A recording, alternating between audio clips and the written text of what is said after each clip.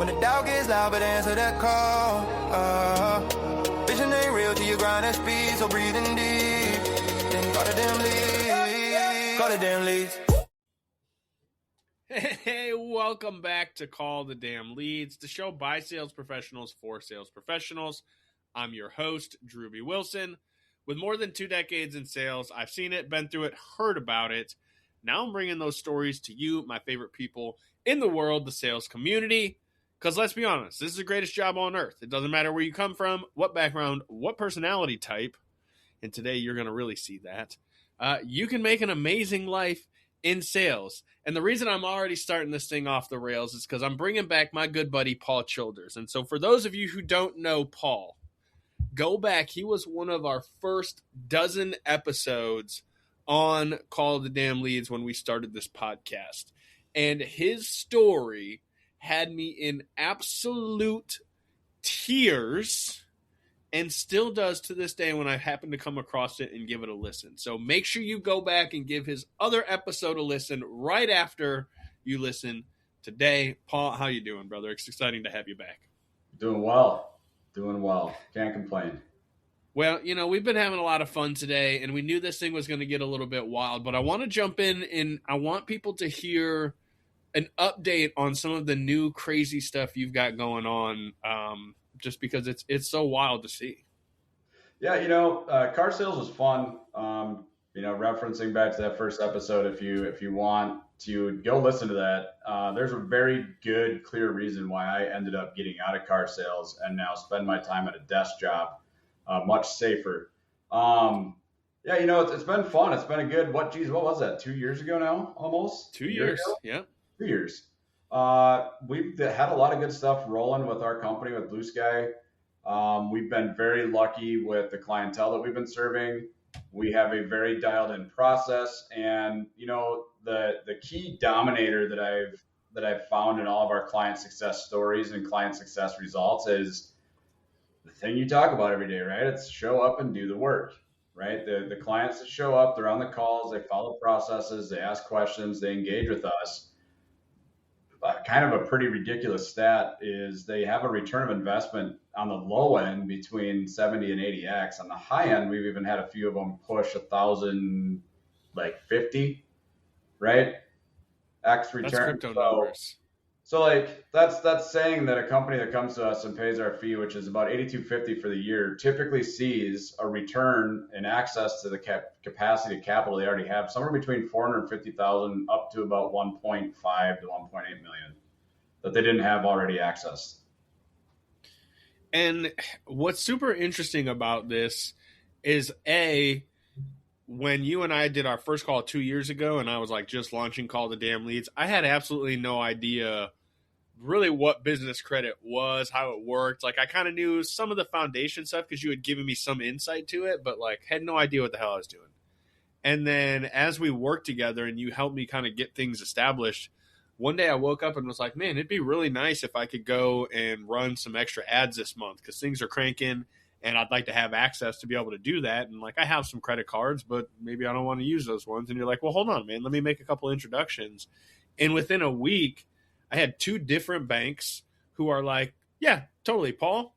Yeah, we love that guy. Here's what we can do for you. And I'm looking at close to 6 figures in available credit lines that they're like, yeah, if you want to go run ads, bro, go run ads, have fun. And it was just a matter of having the right conversation with the right person and then being able to say, yeah, I have all these things in order. And what's crazy is there's a lot of business owners out there right now who are struggling to grow because they can't get access to any capital. Why do you think that is? Or what do you typically see that being like? What's the roadblock for most of these people?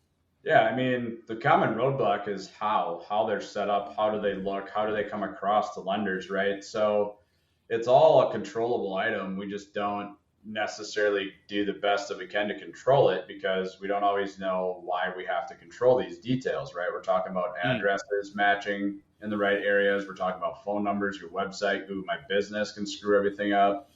Your bank statements. If you're an idiot like I am and you decide to legally change your name and then you don't get that caught on your tax returns for the year, you can't actually add Stripe or change your bank accounts because it says that you're a different company and your DBA isn't accurate and your EIN letter doesn't match. So don't be like me. Don't be dumb. Make sure you're proactive and take care of all this stuff ahead of time so that you too can access the right type of processing and credit lines that will grow your business instead of constantly hitting your head against the wall going, damn it, why did I do that, and continue to do this same issue over and over again. Right? So it's all the details. The devil truly is in the details on this stuff. And man, it's so hard because they don't teach you any of this shit. And for most of the sales professionals that went to a company and had a pretty decent job and was making a living and maybe a little bit more, but realized like, A, I hate my boss, or I hate being told what to do or when to be here, and I want to run things myself. And they're like, all right, I'm going to go do it. How do I start an LLC? I don't know. How do I make money? I don't know. Just get paid. Like, we're all just thrown into this. Nobody is given like a little golden handbook of, hey, here's how you start a business. Like, it's not driver's ed, man. They're not giving you a license to start a business. They're just throwing you to the wolves out there. And I can say personally, so like, let's just talk about dumb things that we've done along the way that other people can learn from. You know, I got into a position where I was making a few $100,000 a year, and people are saying, well, you need to have these different LLCs and stack everything up so that you can protect yourself and the corporate veil and all these fancy jargony words. And I'm like, shit, I don't want to get sued and lose all my money. And so like, what do? Fire up 3 new LLCs and start adjusting all these different companies for things and buying all this shit. And then, you know, realizing, man, now I got to pay extra on my CPA every year. I need a bookkeeper to organize all these accounts. And then like, you know, a few good years is cool, but then we have a few bad years and it's like, hey man, you really don't need all this, but you still got to pay for it because you have it. And it's like, well, can I close it? And they're like, no, you don't want to do that either. And it's just like, oh no. And you get too big too fast. And so this is one of those episodes, y'all, where the crazy story is what actually happens every single day and what we see talking to business owners and entrepreneurs and sales professionals every single day. And just trying to help you guys recognize that there's some things you're doing right now that are really, really good. And then there's some things that you're doing that are really, really, really bad. So, Paul, go in onto some of the good stuff first because we don't want to scare them too much. I was going to say, too, like, you know, it's not even so much that you're doing anything that's like really, really bad. It's just that you don't even have any idea what it actually is that you should be doing or why you should be doing it, right? I mean, any business owner that's jumped in, we just jump in and fly by the seat of their pants, hair on fire, house on fire, running around just trying to make sure that we get all of our tasks done at the end of the day so we can pat ourselves on the back so maybe we can get a night of sleep, right? I mean, that's just the way we're programmed. But it's the little tiny details that kind of creep in over time that we always get screwed up on. And the common denominator that I see with businesses that are already successful or have gone through our program and got things done and have access to the type of capital is they understand a couple things. One is that details matter. 2 is that they need to have control over the things that they can have control on. Your financials, your cash flow, your credit, all of that stuff you have control over. Your details of your company. How are you structured? How are you showing up on the internet? If somebody did an underwriting on you, like what would they find? If you're surprised, like if you apply for a loan and you're like, oh my God, what is that? You didn't have control over anything, right? Like there should be no surprises. We can pay to have this stuff monitored for us, right? So the commonality of the guys that get through our program successfully, it's that we've worked with them to help eliminate the surprises of business so that it's always prepped and planned for. We know ahead of time this is a good idea or this is a bad idea. And we're not just like jumping onto QuickBooks at the end of the night going, oh shit, I have payroll tomorrow. I totally forgot about that. I don't have any money in my account. And then you start spamming the QuickBooks like check, credit line for 48% interest and then hope that you get money to come in to cover that and pay it off, right? I mean, let's talk about those kind of painful situations, right? Because that's where we've all been. And it's all because we didn't prep and plan for this. We were just like, cool, lending's something that happens, not something that I do. And that's a totally wrong way to think about that. Yeah, I feel like we've all been trained that you go and get loans and lending at the last minute. Like, all right, that's our last ditch effort is like, all right, we're going to go get a loan for this because like we can't afford it now. So we're just going to go and get it done. And I can say from personal experience growing up and seeing my mom have to do this a couple times, but like going to the check cashing place and getting the check cashed for $500 a day and then having to pay them, it was like $575 the next Friday or whatever it was. And I can always remember like my poor mom having to do this from time to time because like times were tight. And business owners, you're doing the same thing, right? You're getting the cash advance, or you're taking these short-term loans, and you're not looking at the fact that some of the rates, man, some of the stuff that Paul and I have seen these guys doing to you is just, it's highway robbery. So Paul, I'm going to let you do a better job of explaining it because it's above my pay grade, man. But you and I have talked about some of the crazy stuff we've seen. Yeah, for sure. I mean, here, let's start off with just the real basic one. Like if you're a banker, right, and you're in charge of doing underwriting and protecting your bank's assets, and you have a business owner that comes flying into your bank like, God, I need money, and you're like, why? And they're like, I don't really know, but I need it because I think we're not going to make payroll, I don't think, or I think I need a vehicle, right? Because let's be honest, that's how most of you approach this shit. Like you really don't know why. You just like, I feel like I need this right now, right?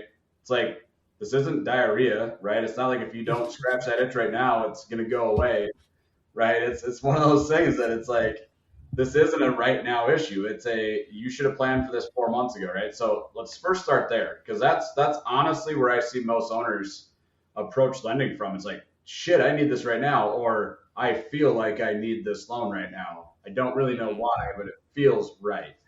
What happens? You go to the bank. They deny you, of course, because why would they give money to somebody that has no plan, no understanding of their own numbers? There's no clarity. There's no anything, right? Unless you're a really good, charismatic person, you can bullshit your way through the process. Possible, but not likely. Then you go online and you're like, you know what? I need a loan. And then you look on QuickBooks, or you look in your, CRM, and you're like, there's not really anything in here for like equipment. So then you go equipment loans, or you go, maybe I need working capital or a line of credit. Line of credit. Oh, cool. Well, here's like this company called Lendio, or here's this NAV, or here's whatever, right? There's thousands of them out there.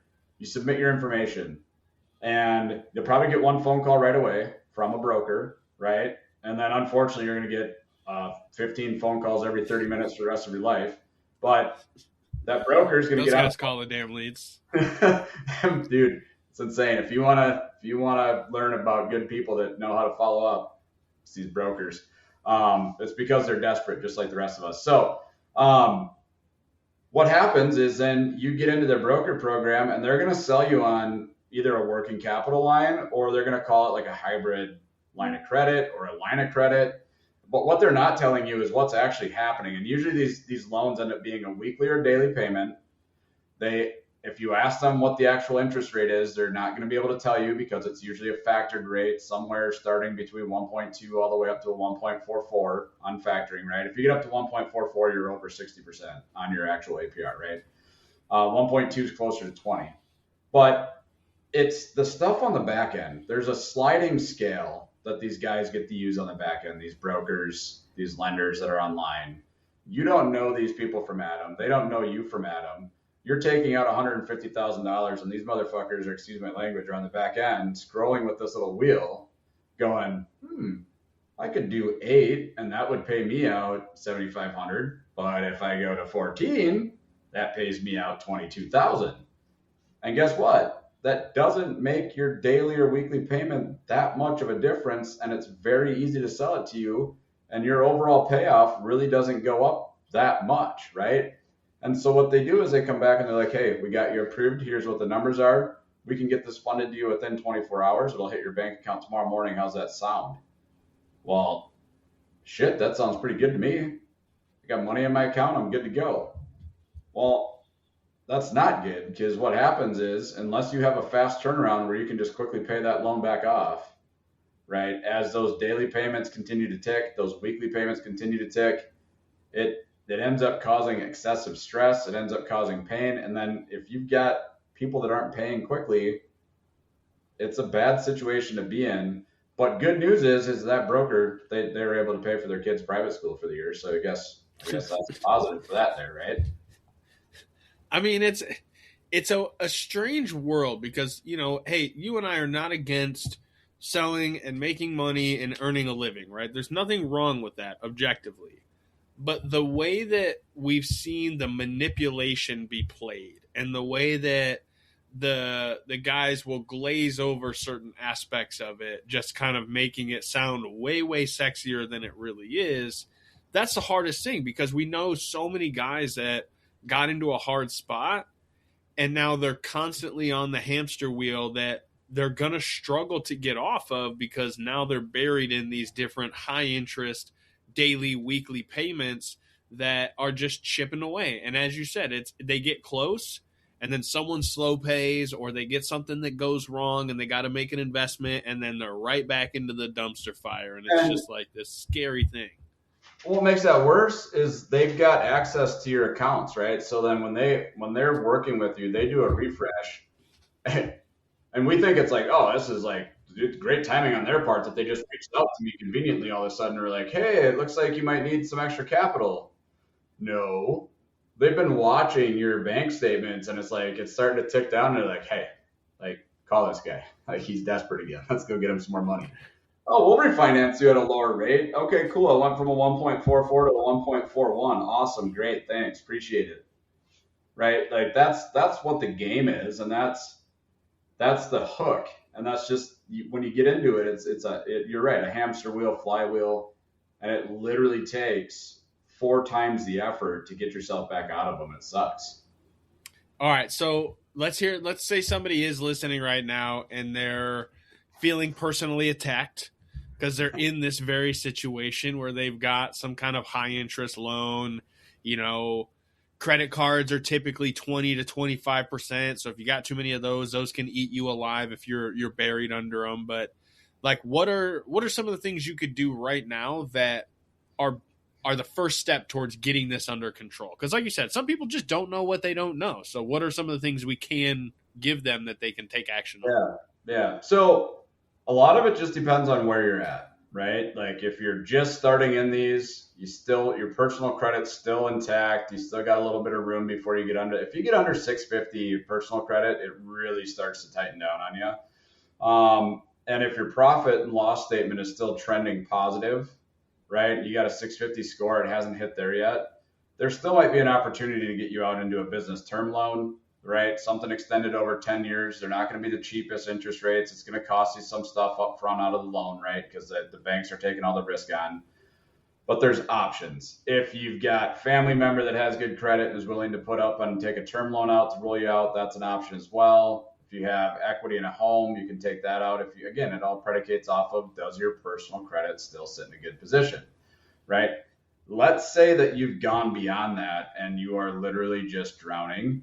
Don't reach out to a debt reconsolidation company because they're literally this different side of the same coin, right? They're going to just put you into a worse situation.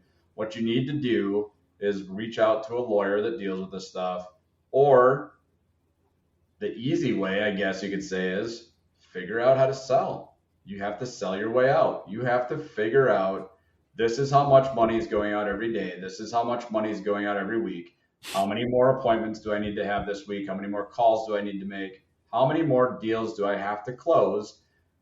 The answer to that is usually between 60 to 75% higher than what you normally do to get out of those loans on your own, right?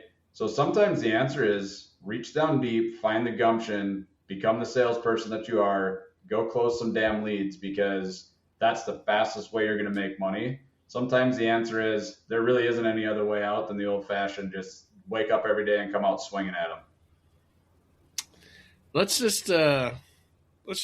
have a round of applause for gumption, because man, that is like the thing that is missing from so many people right now. It's just a little bit of gumption, and I appreciate you sharing that, because like that's a conversation you and I have had along the way. It's like, hey man, like, do I want to look at these options? And sometimes the answer is maybe it's worth it. And other times it's like, No, just you're better off taking that time and making more calls and having conversations and closing a couple of deals.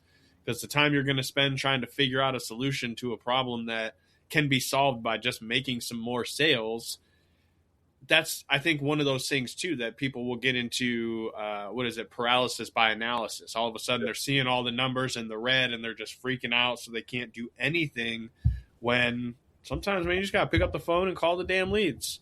And, you know, that's a whole conversation we could go down, but I know you're busy helping some of these guys get out of the quicksand that they buried themselves in. So I want to be respectful of your time. How do we find you, follow you, check out more about building proper business credit, man? Because I know you're the best in the game at it. So how do the listeners come and check that out?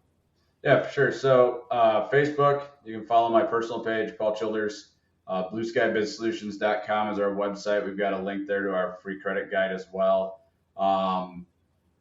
You can email me, Paul@BlueSkyBizSolutions.com. Ask me for a free credit guide. We'll send you the link to it, right? Like, the two easiest though, Instagram, PA Childers, Facebook, Paul Childers. Otherwise, check out our website, Blue Sky Biz Solutions.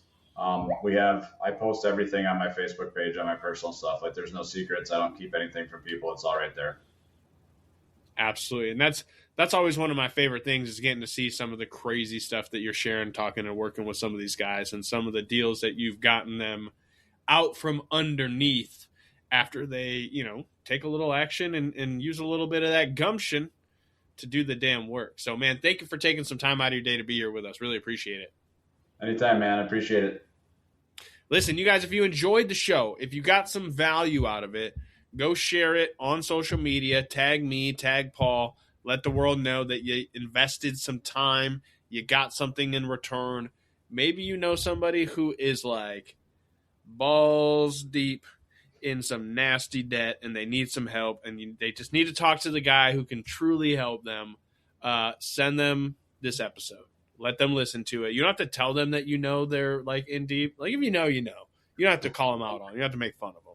But send them this episode. Let the world know. That's what we're here for, to spread the mission, spread the movement, and help people get dialed in and fix their damn life up. So maybe you've got a story. Maybe you're one of those guys who was buried way, way deep, and you pulled yourself out through sales with a little bit of gumption.